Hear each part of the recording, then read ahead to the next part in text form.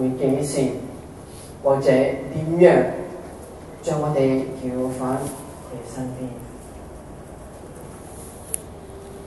耶穌話嗰個時刻會好似午夜嘅盜賊咁。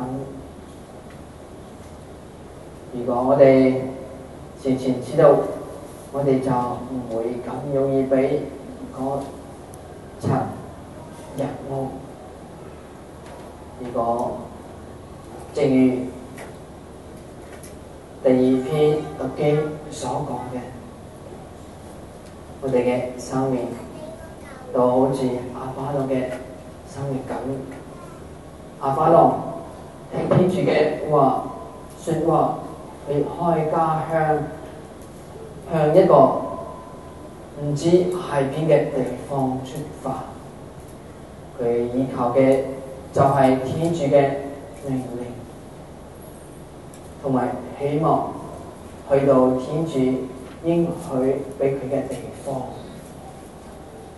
可能我哋有好多美好嘅計劃，為我哋嘅將來或者憧憬未來嘅生活，但係現實好少好似我哋能咁樣。我哋都係好似亞巴郎咁，唔知3年嘅旅程會帶我哋去邊。我哋知道終點，但係我哋唔知道幾時或者點樣去到嗰度。生命好似潮汐咁，我哋要一直向前進。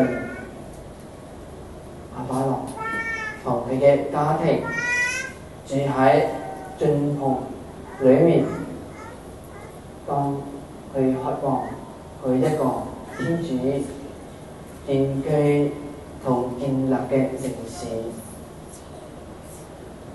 我哋每個人都想有安全感，但係我哋基督徒嘅信仰為我哋帶來第二樣嘢，生活裏面充滿愛、服務天主嘅角度，建立一個公義同愛嘅社會。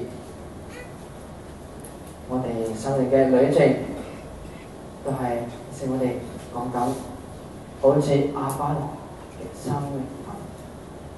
當佢踏上唔知道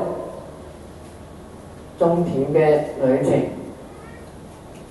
對天主嘅信任就係佢唯一嘅救助。在我哋嘅憂慮、困難、生活嘅挑戰、危難等等，交託喺天主嘅手上，全心去服務同去愛身邊嘅人。如果我哋過住咁嘅生活，我哋就準備好隨時都可以去見耶穌。當有一日我哋遇見佢嘅時候，我哋會發現其實整個旅程都係一段同耶穌一齊，同我哋所愛所服務嘅人一齊生活嘅朝聖之旅。